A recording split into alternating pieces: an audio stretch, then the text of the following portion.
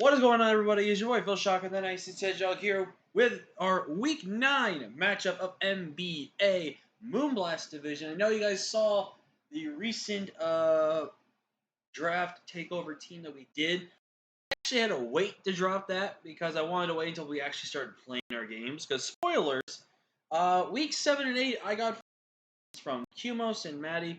Qmos just because we've been actually coming and wondering and he hasn't really been responsive. But if he's been going for some stuff, I hope Qmos is going to be alright. And hope we get to see him back for Gen 9. With Maddie, I was actually really looking forward to facing Maddie's team because I think I had a really solid matchup. And I was really looking forward to seeing what she was going to be able to do. And it was my first time playing Maddie, so I would have been really excited for that. Same with Qmos. But unfortunately, she was really feeling sick and kind of really not going to be there to be ready for the week. So she gave me the forfeit win, which was definitely upsetting. I would have loved to have faced her. But, you know, totally understandable. And I really hope that we get a chance to play in the future leagues. But now we're here for Week 9, where we now get a chance to make playoffs. Because originally this team wasn't going to make playoffs. But we actually have a chance to make playoffs.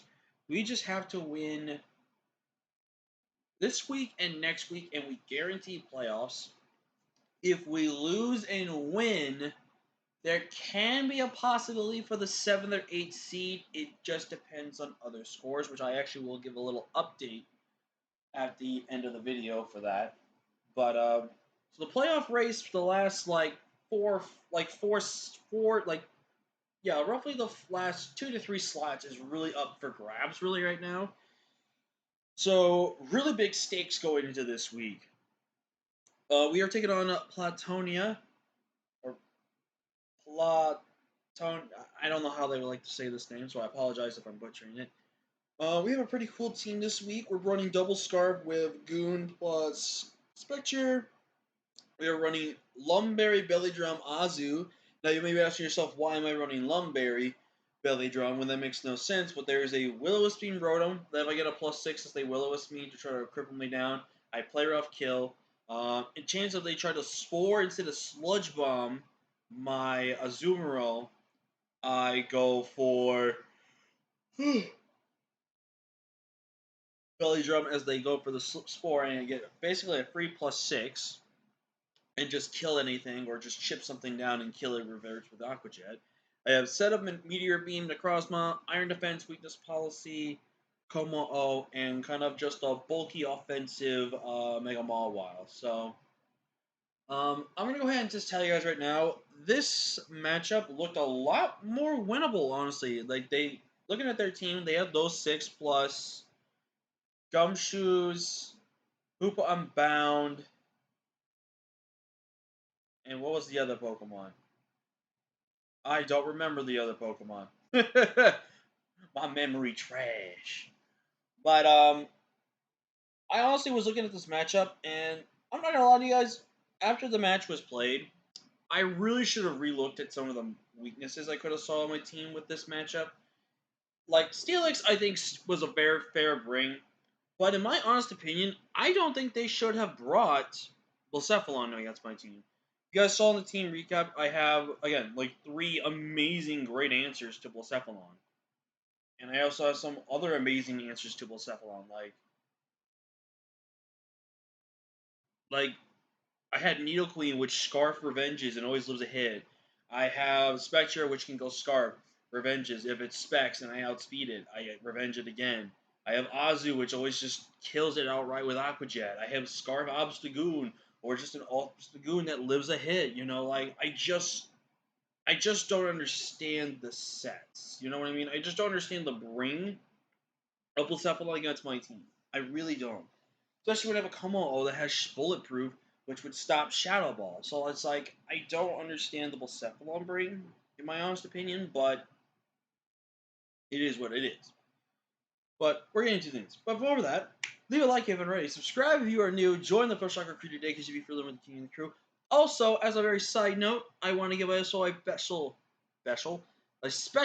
birthday shout out because as I'm recording this video, I am giving it is Haunch's birthday. You guys don't know who Haunch is. He is the founder and commissioner of every Moonblast league we have, and the commissioner and owner of the MBA server himself.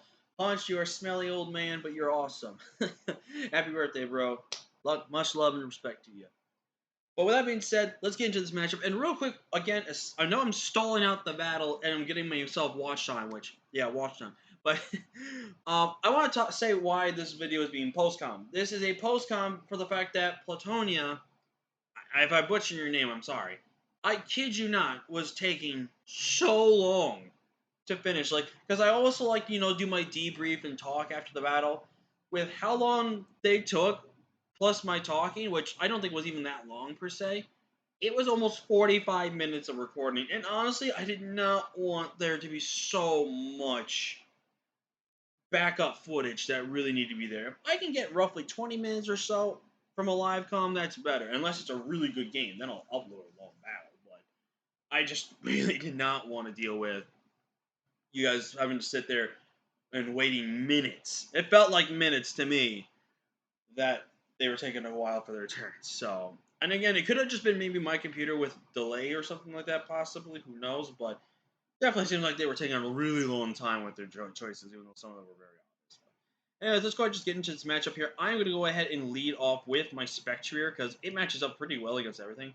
Now, looking at Darm here, at this lead here, I was thinking about possibly just staying in and going for a big Shadow Ball here.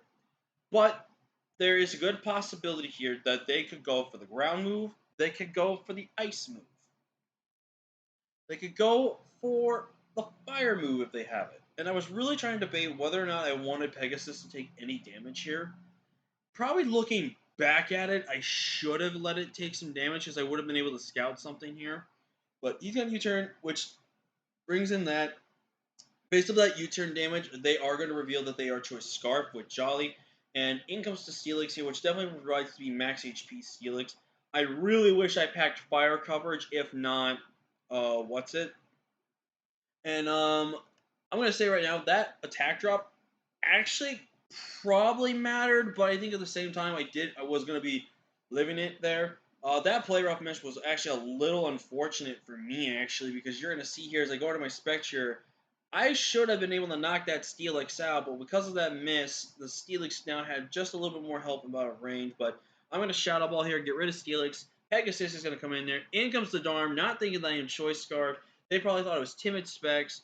I get a KO right there. Now, I go and switch out to Scale Mill. Now, you may be wondering, why did I switch out? To max HP Amoonguss, I still do not KO with +2. That is how defensive Amoonguss can be if you run max HP on it.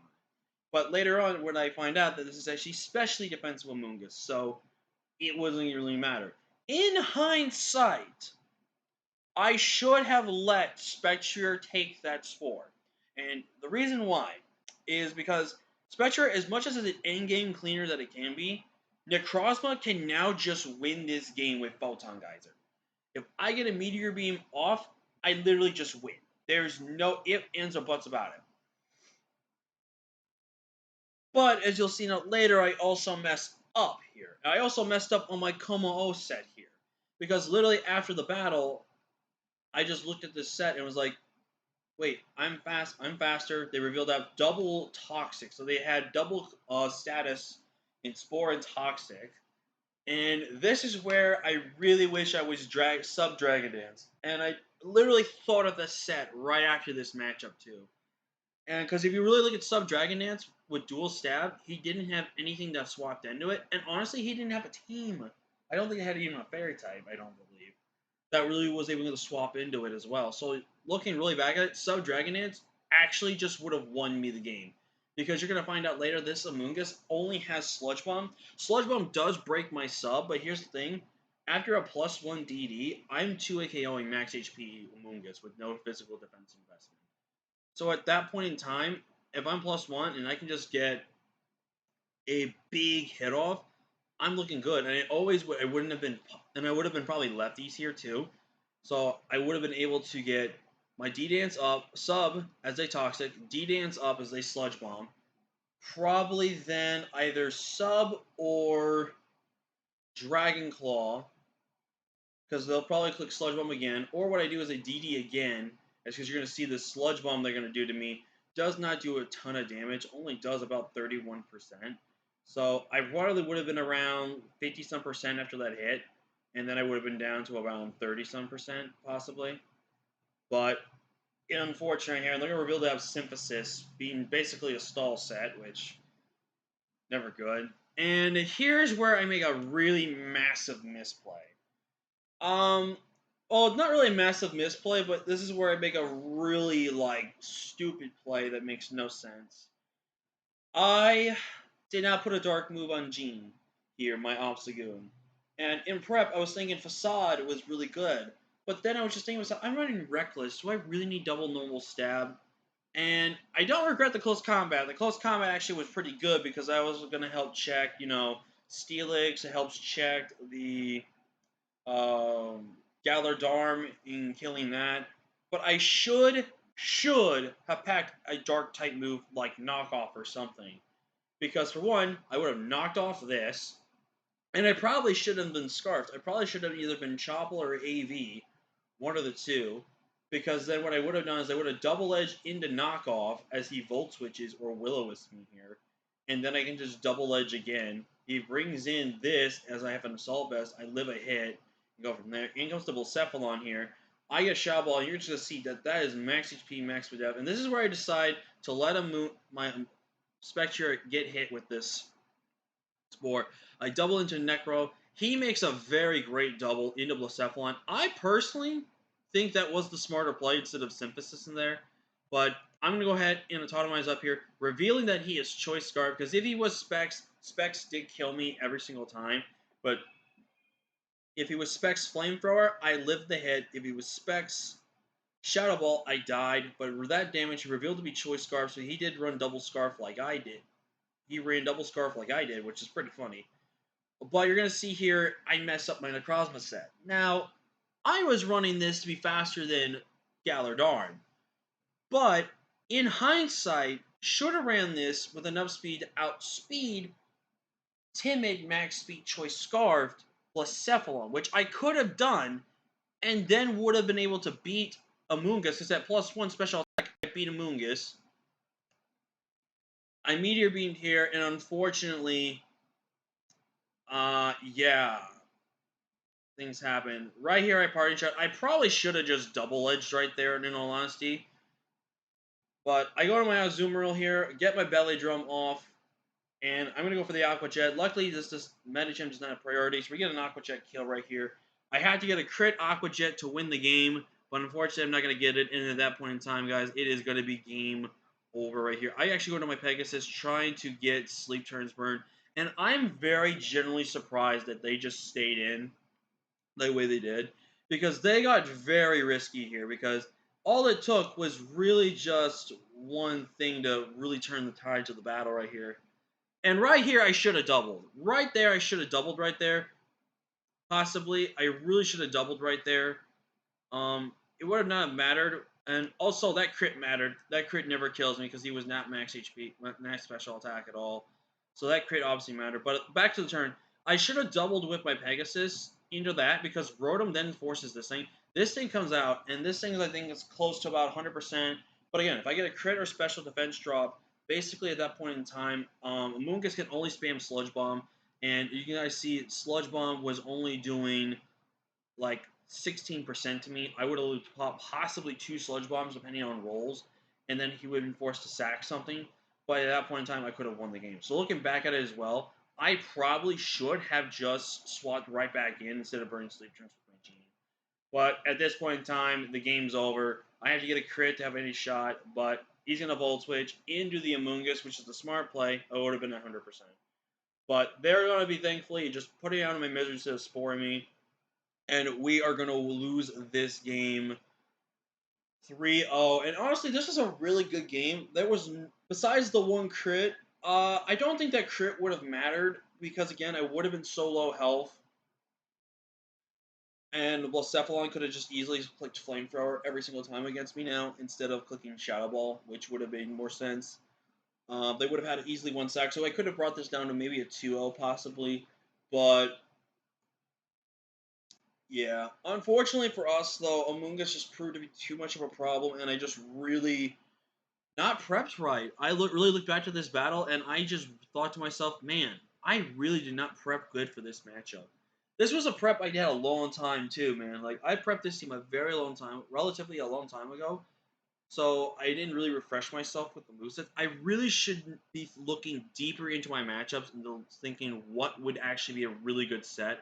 Like talking again, like the um, Komodo set would have been different, and it probably would have been a good win con. Then the Crossbow set I messed up. The Obstagoon set I relatively messed up on. Like if I fix those mess ups, I honestly think I win this game, no questions. But that's on me. It's on me. Again, my opponent did bring a questionable bring of Blacephalon against my team, but that's how they're looking. I think they were out of playoffs, but actually with this win, they can possibly get themselves back into playoffs. But they gotta hope for one, a lot of people to lose their games, and to kind of just hope on something of a miracle. But I don't think they can still. To mine, yeah, actually they still can't, but they actually finished. They're gonna finish higher than they would have. So congratulations to them, obviously. But for us to make playoffs, we now need to hope that Copy Ninja or Parak, who is our next week opponent, lose their games this week, and I need to hope Ninja loses next week. So I need basically Ninja to lose out, because Krim, who was another person that could have made playoffs, actually lost, and he's 3-6. So the only people fighting for I believe the 7th and 8th seed right now is me, Parak, and Ninja. Basically, Ninja wins one game, he clinches. If Parak wins one game, they clinch. If Parak loses and Ninja wins, then Parak and me next week will be fighting for the 8th seed. But if Parak wins and Ninja win this week, we're out of playoffs entirely. But like I said, if I don't make playoffs, not in the world. I just took over this team to help finish up the season for the league, and also to try out some new Pokemon and use some old mons I haven't used before. But if we can make playoffs, honestly, that would be really awesome. So I will still, until I know for certain if I'm knocked out of playoffs or not, I will definitely give it my all next week. But yeah, we'll just see and wait and see. But yeah, GG's to Patonia again. Definitely like, comment, share, and subscribe, guys. This was actually a really, really good game. And if I actually made this video even longer before, then I really do apologize. But I figured I'd explain everything out, because this was one of those battles I really want to get into detail with. Thank you guys for watching. Like, comment, share, subscribe, like I said before, and I'll see you guys next time. Peace!